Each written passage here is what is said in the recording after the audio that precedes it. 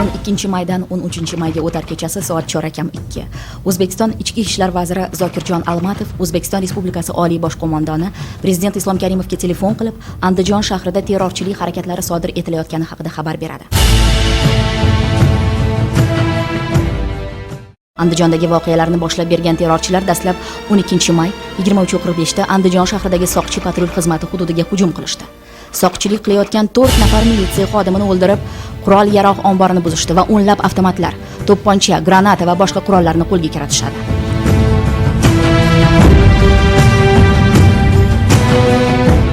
Oradan bir soatlar o'tgach, qurollarini ko'paytirib, saflarini kengaytirib olgan jinoyatchilar to'dasi Respublika Mudofaa vazirligiga qarashli 34-harbiy qism hududida paydo bo'ladi. Bu yerda ham jinoyatchilar tomonidan 4-5 soqchi o'ldirilib, ko'plab qurol-yarog'lar o'g'irlanadi.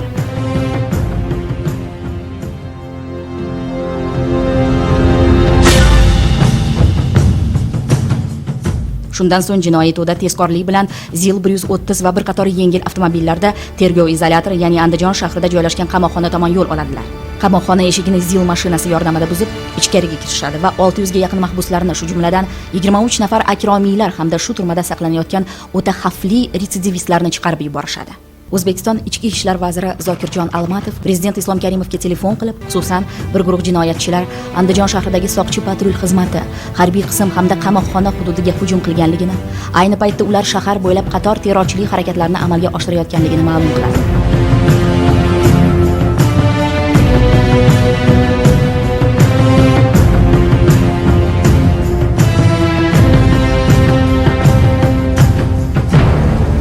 On 3-may ertalab soat 7 Prezident Islom Karimov o'tirgan samolyot Toshkentdan Andijonga uchib ketdi. Soat 7:30 Andijonga yetib kelgan Prezident Karimov zudlik bilan shtab tuzdi. Avvalambor shular bilan maslahat qilib, ular bilan bamaslahat chora-tadbirlarni ko'zda tutib, undan keyin shu chora-tadbirlarni amalga oshirishga kirishishni aytalik ma'qul topdim. Buni juda katta urg'u berib shu haqida aytmoqchiman. Shaharda kim yashaydi? Xalq yashaydi, aholi yashaydi. Shu aholini orzu niyatlarini bilmasdan turib, shu aholini kayfiyatini bilmasdan turib, bo'lgan voqealarga ularning munosabatini bilmasdan turib, qanday chora-tadbirlar ko'rishimiz mumkin?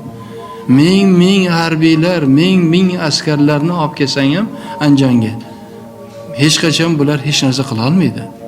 Agarki shu Andijon muqaddas zaminida yashaydigan odamlarni, aholini, kayvonlarni, vakillarni, mahalla boshliqlarini, qariyalarni, faxriylarni fikrini bilmasam, ular bu voqealarga, bu xunuk, noxush voqealarga qanday qarayapti, kayfiyati qanday, munosabati qanday? Shunga suyanib, shunga tayanib, undan keyin bir chora-tadbir ko'rish. E'tibor bering, jinoyatchilar to'dasining juda yaxshi harbiy tayyorgarlik ko'rgan yigitlar ekanligini hatto mahbuslar ham bir qarashdayoq anglashgan. Ularning o'ta aniqlik va tezkorlik bilan amalga oshirgan birinchi harakatlari esa Andijon voqealari oldindan puxta o'ylangan reja asosida sodir etilganligini va bu harakatlarni mutlaqo tinch namoyishlar sirasiga qo'shib bo'lmasligini ko'rsatib turibdi.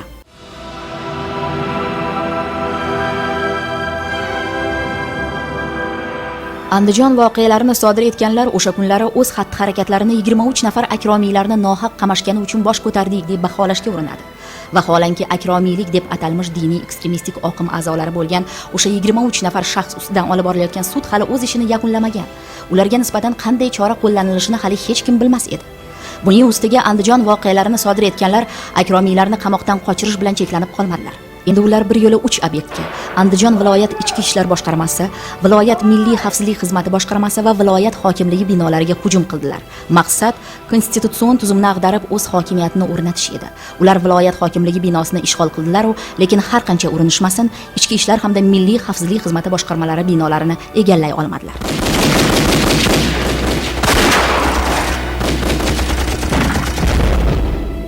Ichki ishlar hamda milliy xavfsizlik xizmati boshqarmalari binolarida niyatiga yeta olmagan alamzada terrorchilar shahar bo'ylab vahshiylik va vayronkorlik harakatlarini amalga oshira boshladi. Yo'rig'iga yurmagan odamlarni urdilar, mashinalarni yoqdilar.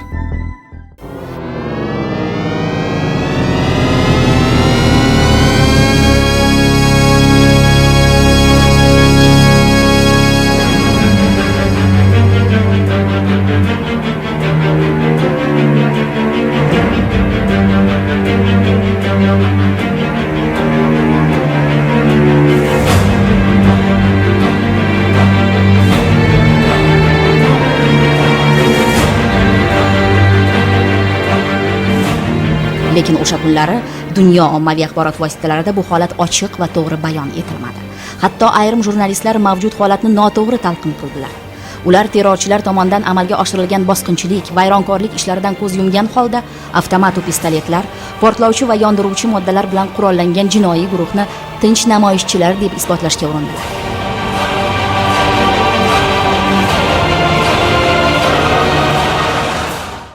BBC xodimlari ham bizni videoga olganda ko'rishdi qanaqangi bir qiyin ahvoldaligimizni. Ular bizni shaxsimiz bilan yo bizni ahvolimiz bilan qiziqmasdan ana shu terrorchilarning manfaatlarini himoya qilish maqsadida 3-etajga chiqib ketishdi. Ularda qanaqangi bir muxbir yo bir jurnalist deb atash mumkinki, oldida insoniyat azob chekib qiynalib o'tiribdi-yu, ularni ko'rsatishdi o'rniga qayda yo bir bo'xton bir gap so'zlarda 3-etajdan kameraga olib yozib turib efirga berishi bu umuman bir aqlga sig'maydigan narsa deb o'ylayman. Terrorchilar viloyat hokimligi binosini to'liq ishg'ol qilgach, eng avvalo o'z yaqinlariga qo'ng'iroq qilib, ularni hokimlik oldiga to'play boshladilar. Asosan ayollar va bolalardan iborat bo'lgan qarindoshlar hokimlik ichkarisidagi terrorchilar uchun jonli devor bo'lib xizmat qilishlari ko'zda tutilgan edi. Bu yerga olib keladigan yo'llarga esa odamlardan tortib olingan mashinalarni terib yoqib yuborishdi. Bizlarning ma'lumotimiz, aniq ma'lumotimiz borligi shuni tasdiqlaydiki, u yerdan turib Qirg'iziston, Jallobod, O'sh viloyatiga telefonlashib, qo'ng'iroq qilib, kerak bo'lsa Afg'oniston hududiga ham telefonlar bo'lgan. Ya'ni o'zini homiylarga bu chiqishni tashkil qilgan, yordam bergan, ko'mak bergan o'zini xo'jayinlarga telefon qilib axborot beradi. Mana shunday voqealar bo'ldi, bizlar g'alaba qozondik va bu telefon qo'ng'irog'ini bizlarning odamlarimiz eshitgan, uni yozib olgan va tergov paytida buni hammasini bizlar albatta ko'rsatamiz. Hokimlik binosi atrofidagi har bir daraxt tagida archalar va gulzorlarga o'rnashib olgan terrorchilar navbatdagi vayronkorlik va vahshiyliklar uchun yangi hujum yoki himoya uchun puxta tayyorlanishar, shisha idishlarga benzin quyib, portlovchi va yondiruvchi moslamalar tayyorlashar edi. Muayyan bir guruh esa tevarak atrofdan to'xtovsiz odamlarni ushlab kelishar, urib turtib hokimiyat ichkarisiga olib kirib ketishar edi. E'tiborli tomoni shundaki, terrorchilar tomonidan garovga olinayotganlar ham tasodifiy emas. Asosan Andijon viloyatining boshqaruv va sud organlarida ishlagan yoki ishlayotganlar, huquq-tartibot idoralari xodimlari hamda viloyat faollari bo'lib, ularning aksariyati yarim tunda viloyat hokimligi binosiga aldov yo'li bilan chaqirib olindi yoki keyinroq zo'rlab olib kelindi.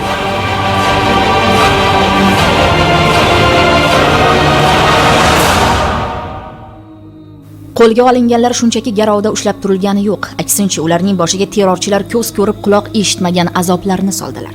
Garovdagilarning ko'plari vahshiyliklar qurboniga aylandi. Ba'zilarini esa shunchaki otib tashlashdi. 3-4 terrorchi, men ularning ismlarini bir-birini aytgan paytda bildim. Aziz, Doniyor hamda Tavakkal, Mahmud degan G'ulom degan terrorchilar paydo bo'lishi beayov bizni kaltaklashdi va kaltaklashgandan so'ng G'ulom qo'lidagi pichog'i bilan tirik odamni shundoq badanidan shundoq ushlab turib so'yib uzib oldi. Xuddi shu mahal bu yerdan yana bitta qurollangan shaxs bir odamni hojatxonaga olib keldi. Keyinchalik bilishimcha, u odam Andijon shahar prokurori G'anijon aka ekan. Hojatxonaga kirib chiqqan mahalimiz G'anijon akani mana shu joyda qo'lida shnurlardan qandaydir bir dori moslama yasagan yigit paydo bo'ldi. Paydo bo'ldi-da G'anijon akani bo'yniga shunday shnurni soldi. Solib turib pastga shundoq tortganida G'anijon aka qo'li orqaga boylanib holatda shundoq engashib qoldi. Engashib qolganda terrorchi G'anijon akani boshidan boshlab kallalari, bo'ynilariga shunaqangi zarb bilan urdiki, haligi odam daji gapira olmasdan qoldi. Shundan so'ng G'anijon akani qo'lidan ikkitasi ko'tarib olib ketdi. Terrorchilar tomonidan shunga o'xshash qator vahshiyliklar amalga oshirilayotgan bo'lsa-da, prezident rahbarligidagi shtab a'zolari masalani imkon qadar tinch yo'l bilan hal etish, behuda qon to'kilishi va ortiqcha vayronkorliklarning oldini olish maqsadida tinch muzokaralarga kirishdi. Ularga qaratilgan gap shunday bo'ldi, endi bo'lgani bo'ldi. Qilganingizni qildinglar. Niyatingizga yetdinglar. Lekin sizlarga qattiq bir aytadigan gapimiz, shartimiz, kerak bo'lsa taklifimiz shu. Sizlarni sochingiz boshingizdan tushmaydi. Hech kim sizlarga tegmaydi. Xohlasangiz qurolni topshiringlar, xohlamasangiz qurolni topshirmasdan mana 3-4 ta sizlarga avtobus. Shu avtobuslarga joylashib, xohlagan joyingizga boringlar. Takror etaman, sizlarni hech kim tegmaydi. Aytinglar, bu prezidentning va'dasi. Bu taklif va umuman 13-may ertalabdan to kech soat 6larga qadar olib borilgan muzokaralar afsuski kutilgan natijani bermadi. Terrorchilar ilgari surilgan takliflarning barchasini inkor etgani holda hukumat oldiga mutlaqo bajarib bo'lmas talablarni qo'ydilar. Xususan ular oldiniga mamlakat qamoqxonalarida saqlanayotgan 6 nafar rahnamolarning ozod etilishini talab qilishdi. Keyin bu ro'yxat yana kengaydi. Ular so'ragan odamlar konstitutsion tuzumni ag'darish maqsadida respublika hududida amalga oshirilgan avvalgi terroristik harakatlarda faol qatnashgan kimsalar bo'lib, ularni ozodlikka chiqarish yurt osoyishtaligini yanada kattaroq xavf ostiga qo'yishi mumkin edi. Как назвать это вооруженное выступление, когда были нахально расстреляны военнослужащие, организовано самое что ни есть беспрецедентное нападение на воинские части? Десятки, сотни автоматов были взяты, захвачено центральное здание облхакимията, которое избрано людьми. Это конституционная, так сказать, это самая администрация или служба, или власть. Захватывают это все, оружием прикрываются, наверх ставят снайперов, закрываются детьми и женщинами и заявляют: вот мы хотим вот того-то. Скажите, можно это говорить такими путями? Свободу, демократию можно развивать?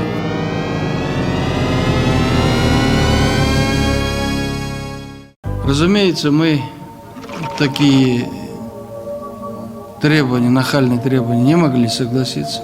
Я хочу объяснить, почему. Вам, журналистам, подробно это говорю, чтобы вы потом не занимались инсинуациями. Здраво рассудив, решили, что этот прецедент может привести к тому, что завтра будут десятки таких захватов по всей территории Узбекистана. Завтра захватят детский сад, завтра захватят школу, завтра захватят больницу, как это имело место в Чечне, вы хорошо знаете, Буденновске, по-моему, это было. И потребуют опять те же условия. Пока освободить, потом еще какие-то условия. Объяви Узбекистан Исламской Республикой, объяви там об отказе от каких-то чисто конституционных требований и так далее. Это абсолютно не исключено. Согласитесь, что пойти на такие требования, это, в общем, значило, что мы создаем большой прецедент, на который ни одна страна мира не пойдет. И вы знаете об этом. Masalani tinch yo'l bilan hal etish haqidagi takliflarning birortasi ham terrorchilar tomonidan qabul qilinmagach, 13-may kech soat 6lar atrofida hukumat kuchlari asta-sekin viloyat hokimligi binosini qurshovga ola boshladilar. Terrorchilar ham o'z navbatida do'ppitor kelib qolgan paytda juftakni rostlash rejasini tuzib qo'ygan ekan. Faqat ular hukumat qo'shinlari qurshovidan chiqish uchun eng razil, vahshiyona yo'lni tanlashdi. Ular jonli devorlar ortiga, qo'l-oyog'i bog'langan asirlar, bolalar va keksalar, xotinlar ortiga berkingan holda hokimiyat binosidan chiqdilar. Harbiylarni va militsiyani birinchi qatorda, keyin orqasida qo'li bog'langan ahvolda, keyin bizni qo'limiz ko'targan boshimizga qo'yib tashqariga olib chiqdi. Endi sizlar dedi, tirik qalqon bo'lib ketasizlar, biz yo'l ochishimiz kerak deb hammamizni qo'lida nima bor narsa, lom bormi, yog'och bormi, shisha idish bormi, keyin shishaga benzin quyib yuborgan, yoqib yuboramiz deb hammamizni urib ketdi. Men shu idoraga chiqib ketayotganimda shu Cho'lponshoh ko'chasida edi, Cho'lponshoh ko'chasida shu terroristlar tomonidan shahar rahbarlarini zaloqqa olib o'tib ketayotganini guvohi bo'ldim. Endi ular shunaqa holatda ediki, ularda qo'li orqada, belidan ham bitta joydan terroristlar tomonidan bog'langan, bo'ynidan ham shular tomonidan bog'langanda, shularni bir oldinga yurishga hech ham imkon bermayapti. Bu yoqqa bittasi tortadi, belidagi boylik bu yoqqa tortyapti, bo'ynidagi bu yoqqa tortyapti. Orqada avtomatni qo'ndog'i bilan noqib ketyapti, yurishga majburlayapti. Ana shu tariqa viloyat hokimligi binosini tashlab chiqqan terrorchilar xotinlar va bolalar, garovdagilar ortiga berkingan ko'yi 3 yo'nalish bo'ylab qo'shni davlat tomon qochdilar va ularning aksariyati Qirg'izistonga o'tib ketdi. Shunisi e'tiborliki, terrorchilarni hatto Andijon qamoqxonasidan chiqarib yuborilgan mahbuslar ham qo'llamadi. Odamlar, andijonliklar, bir so'z bilan aytganda oddiy xalq esa ularga qo'shilishni xayollariga ham keltirgani yo'q. 13-may voqealari garchi Oltin vodiyni bir kun larzaga solgan bo'lsa-da, u butun O'zbekistonni qamrab ololmadi. Aksincha, Andijon voqealari endi bu xalqni shunchaki ergashtirish yoki bo'yin egdirish aslo mumkin emasligini butun dunyoga ko'rsatib qo'ydi. Восстание в Андижане в 2005 году – это действительно была серьезная бойня. Но только прежде чем власти начали подавлять это восстание, мятежники захватили воинскую часть, тюрьму, освободив преступников, отделение госбезопасности, добыли сотни единиц оружия, взяли заложников, местных чиновников, а потом начали их убивать. Это был узбекский Майдан. Ислам Каримов его жестко подавил. Но в чем причина мятежа? В Узбекистане поднимал голову радикальный исламизм. Например, организация Хизбут-Тахрир запрещена в России и многих других странах. Она проникала во все слои общества. Были созданы вооруженные ячейки. Цель – создание исламского халифата. Та же, что сейчас у ИГИЛ. Ислам Каримов всегда боролся с радикалами. Он не допустил создания нового очага террора, искры от которого долетали бы и сюда, к нам, в Россию. И еще, политический режим в Узбекистане, конечно, далек от английского парламентаризма. Но это светская страна. Там женщин паранджу носить не заставляют. Исламисты там не диктуют, как людям жить. Именно это для нас, для России, важнее всего. Безопасность на этом направлении. Вот что давал Ислам Каримов.